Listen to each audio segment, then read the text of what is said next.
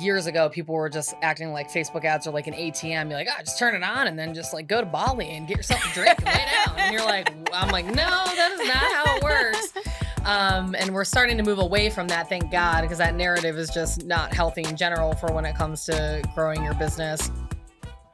Welcome to CEO Conversations, the private practice podcast. I'm your host, Brandy Mabra. This is your one-stop shop to learn the business side of your practice on a deeper level. On this show, we empower you to own your CEO status to scale your practice for growth, sustainability, and profit. Listen in as we talk about how to market your practice to gain more visibility, hire, build, and engage your ride or die dream team, create streamlined operations, and make financial decisions as a CEO. It's time to show up as a confident leader to create a practice and life you love. Let's get started. So hello. Welcome to another episode of CEO Conversations, the private practice podcast. I'm so excited because we have a guest. I'm so excited to introduce you to Megan Shields, the CEO of Chime House Media. And so hello, Megan. Hello. Welcome to the podcast. Thank you. I'm super excited to be here. I'm so excited to have you here. So I know all the amazingness that you are because you are actually my Facebook ads manager. Yes. And so I've been able to share your amazingness even with our private practice CEO group. But for those who are listening officially and hearing you for the first time, tell us more about yourself and what you got going on. Yes. Well, thank you. And I appreciate working with you because you're wonderful. And just thank you so much. Oh, thank you. I'm very grateful to have you as a client. I specialize in Facebook and Instagram ads. I started our business back in 2020, like a lot of people. Left my prior career, which is in insurance and financial services, because I got just tired of it. And so I started doing ads, and I was working with a lot of people in the online space because in 2020, everybody was either getting online or beefing up their online presence. And so I worked with a lot of online coaches, course creators, people with digital programs and products. And I did that for about 3.5 years. And then about a year ago, I actually pivoted into working with podcasters because a friend of mine came to me and was like, hey, I want to see if you can do a strategy specific for podcasters, because he was a podcast coach and all of that. And then it just kind of snowballed from there. So for about the last year now, I've been working specifically with podcasters, but on paper, they're still very similar to the clients I worked with before because they have digital products and programs. A lot of them are still coaches and course creators. So yeah, that's what I'm doing. So we've all seen like where there's pop-ups and the Instagram sponsored ads and all the things. So tell us more about how some of those things work. Yes. So there are a lot of different ways that you can spend money on Meta. There's the boosted post feature, and then there's actually working through Facebook Ads Manager. And I always recommend that people, if they're going to spend money on ads, actually go through Ads Manager, which is at adsmanager.facebook.com. It's not what is going to pop up in the app when you make an Instagram post and it's like, hey, for $10 more, you can reach 1,500 more people or whatever it is. When you boost a post, you don't get nearly as good of results. I personally just think that's Meta's way of a very nice, healthy cash injection is like throwing out those pop-ups. And people are like, okay, it's only $10, boop. But really, you're not putting yourself in a position to be successful that way.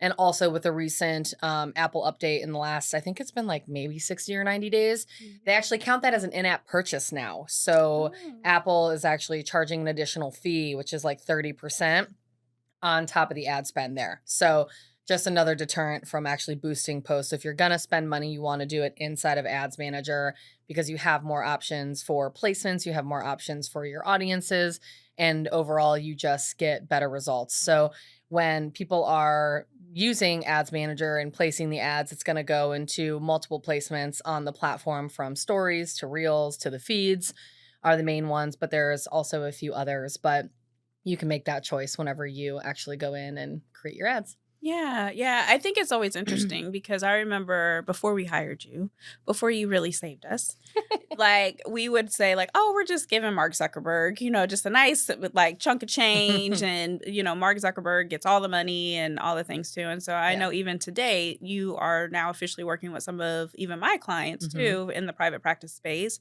Like I remember before we even hired you, the amazingness that you are. And I know even officially now you work with some of my clients who are private practice owners and doing amazing work. You just got a compliment yesterday, by the way. Thank you. Yeah. So when I think about the first time we sat down together and you went through my content and you were talking about just making sure I was set up for success and all the ad sets that you created. So, what are some of the things that people need to do in order to make sure that they're set up for ads? Like they're definitely putting themselves in the best situation and circumstances for their ads to work. The way I like to explain this is like, think about if you're going to like a concert and you're at a concert venue and there are 5,000 people outside waiting to get in. And then they open the doors, you go through those little spinny partitions, and then you start filing into the venue. But let's just say you go into a hall now, and now there's a bunch of doors, but there's no signs and anywhere to go. What will eventually happen is those 5,000 people are going to get congregated. It's Mm. going to get blocked up. People don't know where to go. They're confused. And so when you start thinking about paid advertising, you want to think about it in that way because really all that it is paid traffic. You are paying to get more people to where you want them to go. And if you don't have a good destination or a way to acquire them that works in your business, then you're going to be paying for traffic that's not going to do anything for you. So, a lot of the things to have and what all of my clients I make sure that they have before they're set up for success is like, let's say they want to run ads to like a lead magnet to grow their email list, you should probably have a nurture sequence. Mm. Something that if you're acquiring that person, you don't want them to sit on your email list for 2 months and then you send them an email like, hey, this program's open. And they're like, who are you? I'm unsubscribing. So you want to have some sort of nurture sequence coming in so that they're used to hearing from you, understanding what the cadence is going to be, and are comfortable with you and your brand and all of that. Same thing with like master classes, how you do.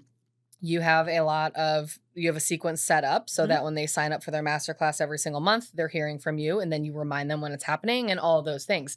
You want to have your systems on the back end and your foundation set up before you start really looking at driving paid traffic somewhere.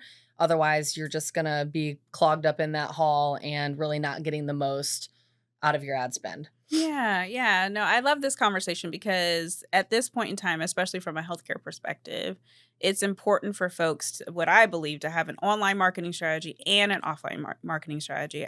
I think when it comes to healthcare, we're lucky because it can be a lot of community based marketing, relationship building. But sometimes when you get to a certain place where you have so many providers, it's not enough. And so when you actually have a good ad strategy, and you're putting yourself in a position to get more visibility, then it's actually really powerful. And so even to go Mhm. back to the conversation that me and my client had yesterday, she was like, she turned on the ads and we've already gotten like more emails and people have already started to like one person scheduled and like all kinds of stuff. Amazing. Yeah. Yeah. So at the end of the day, it's definitely a powerful strategy. I think folks think like the boosted post because that's what I do here. Oh, I boosted post, Mhm. or I've done some of the makeshift things that just don't. It looks good, but it's maybe not the right person, or it's not exactly the person who you want to be on your schedule, or Mhm. it's not a good fit specialty wise, too. Yeah. So, can you just maybe share a couple examples where you've seen clients like hit their goals and with like how Instagram and Facebook has helped? Yeah. So I want to back up just really quickly too, because of what you were talking about having like an offline and an Mm, online presence and having that holistic view. And I love that you said that because was on a podcast recently mm, also talking about they were like, oh, well, organic versus paid. And I'm like, it's not versus. mhm. Like it's not, they should work together. Like I've Yeah. never been a let's do just Facebook ads and you don't have to post anymore. Like, do you need to post 7 times a week? Probably not, because the ads are gonna do a lot of lifting to get you visibility and get you Mhm. seen. But you still wanna have that presence where you're doing both or you're offline and doing in-person events and things like that. Like, it's really about that large strategy. Because I think if you put all your eggs in one basket in general when it comes to marketing, you're already setting yourself up for failure. I agree. Um, but to answer your question, when with people hitting their goals, I mean, there's been multiple different clients I've worked with depending on what their specific business goals were. So when I was working with a lot of coaches and course Mm, creators, I worked on a lot of multi six figure launches, which had the traditional cart open, cart closed, and really focused on using ads to drive people into, webinars, things mm, like that, and then working on obviously selling those folks in that process. With you, getting more traffic, more people into those master classes mm, and adding just people to your audience in general and to your email list. Email lists are super powerful. And so I think we've added at this point, I mean, hundreds of people to your email list in the last Yeah. however many months we've been working together. And so, that's a long game where now that's that compound effect of growth as well. And so that's something when I talk to people about ads, it's like, yes, you might get instant things where people are starting to book and now, you caught the right person on the right day. They saw your ad and they're like, this is exactly what I was looking for. But it's really that compound effect of that visibility.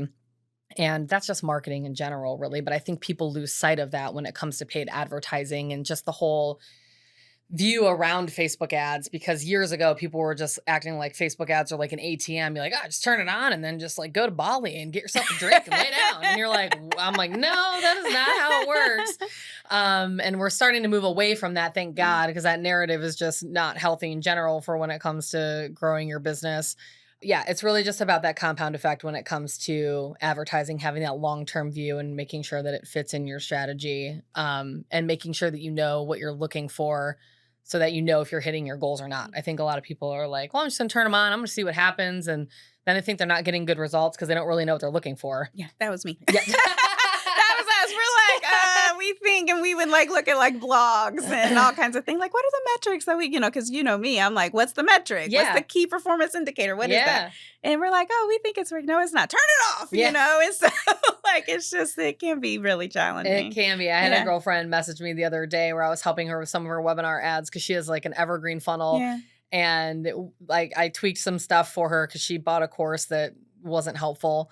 And then her ads became profitable within like the first day. And then 2 days later, she's like, they're tanking. And she sent me a screenshot and I was like, why do you think that? And she's like, I don't know. And I was like, they're doing great. I'm like, your cost per lead is like $1 or something for, an evergreen webinar. I'm like, this is fantastic. I'm like, no touchy, like no touchy. It's fine. But yeah, there's just a lot of that, it's hard to know when you're not in it all the time. Yeah. And I think that's what we came to the conclusion of, because there's 2 school of camps just based on even the clients that we work with.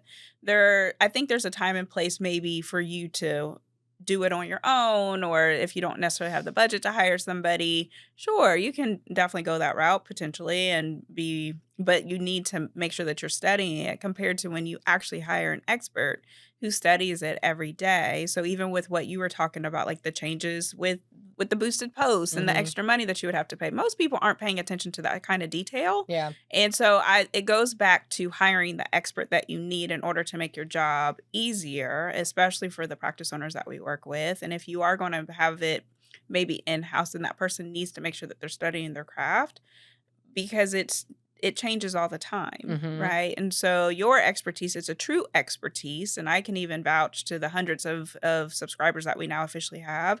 But also the return on investment was so fast, and very fast.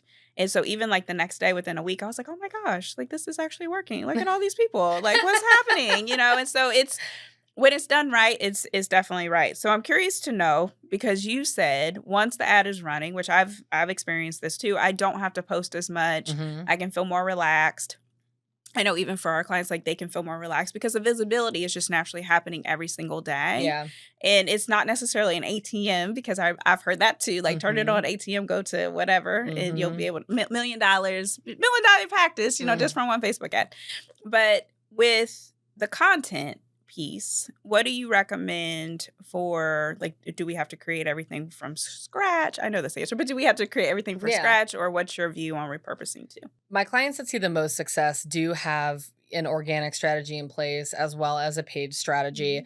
But recently, one of the gals from your group that I've started working with, she was posting like every day. And I was like, how's that going? She's like, I'm tired. Right.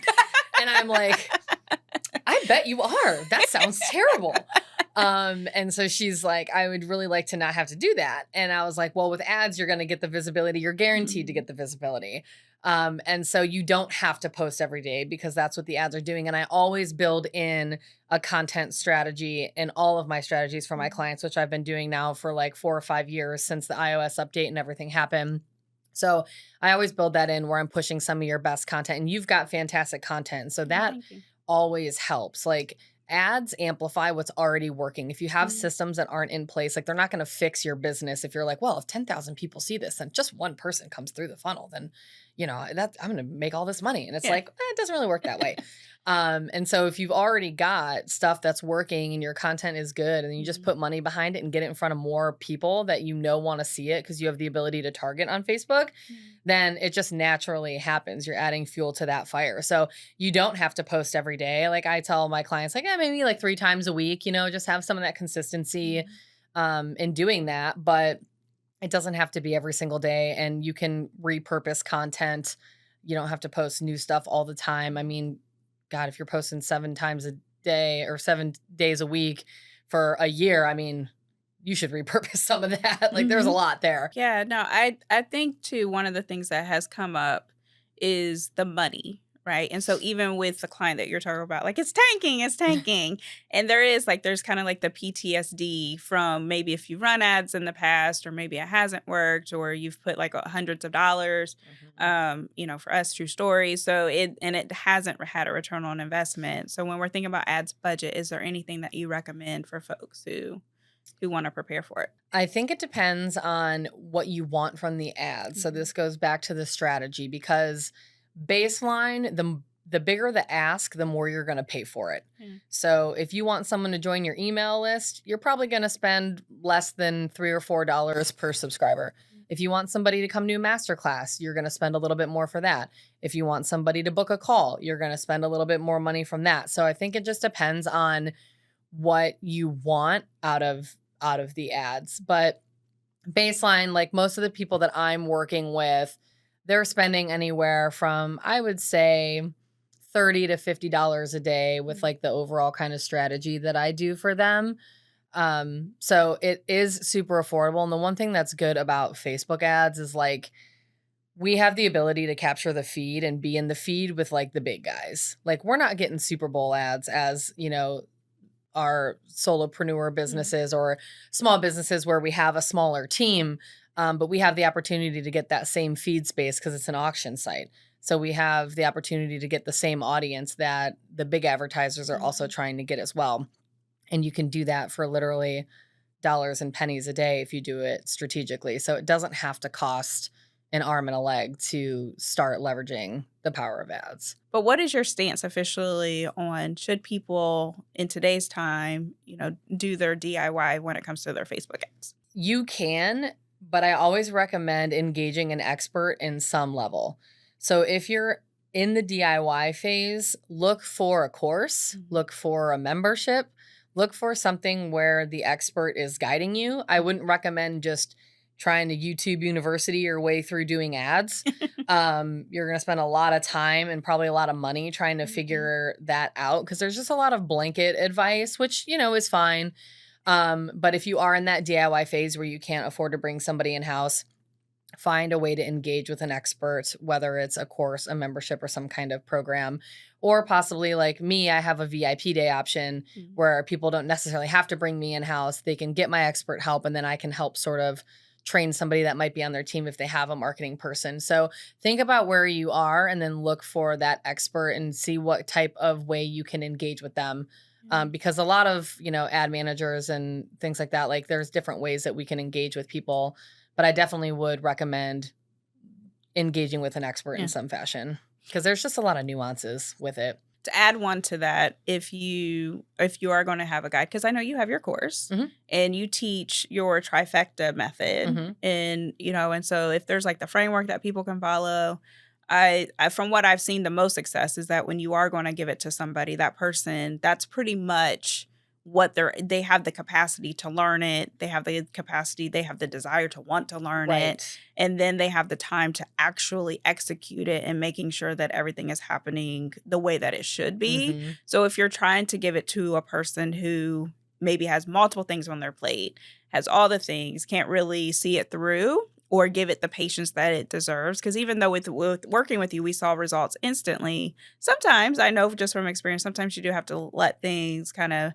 marinate. I know with the work that we've been doing, testing different strategies, and you have to have patience with the process mhm. too. So I think being strategic and intentional about who's doing it on your team is important as well. Do you Yeah. agree? Yeah. Yeah. Absolutely. I mean, yeah, you have to make sure that they have the capacity and bandwidth if it is one of those sort of consulting situations. And then if not, if you're in that point where you're just like, I don't want anything to do with this, that's where the me coming in house makes sense. Yeah. That was us. Like, we don't want to do anything with it. I'm done. I'm finished. Please help. Yes. No, So, perfect. so thankful for you. So this was such a great conversation. I'm curious to know any additional tips that you have when it comes to Facebook ads and for the folks who definitely are maybe out there like, I need help. I think the biggest thing is like, don't be afraid of them and don't think that you're too small for them because they can have a big impact even early on in your business if you do it the right way. So if you have any questions, you can just hit me up on Instagram. Yeah. Where can people find you? At Chimehouse Media is my Instagram handle. I love a voice note. So if you want to slide in my DMs, you are more than welcome to. And my website is chimehousemedia.com. That's got all the things, ways you can work with me, and my email and additional ways to get in touch. Yeah, I love it. Thank you so much, Megan, Thank you for so coming much. and being part of the first in-person interview. Yeah, this is my first in-person, so I'm super excited. This is great. No, so thank you so much. Thank you. Guys, if you're listening, definitely reach out to Megan because I can tell you she is absolutely 100% fabulous, amazing, and fantastic. So thank you. Thank you. All right, guys, we'll see you next time. Thanks for listening today. I hope you enjoyed the episode and it empowers you as the CEO of your practice. If you enjoyed the podcast, please make sure you subscribe, share the message, and leave a review. If you want more information and support in growing and scaling your practice, click the link in the show notes to take advantage of our free resources or apply to work with me directly. Thanks again, and I'll see you next time.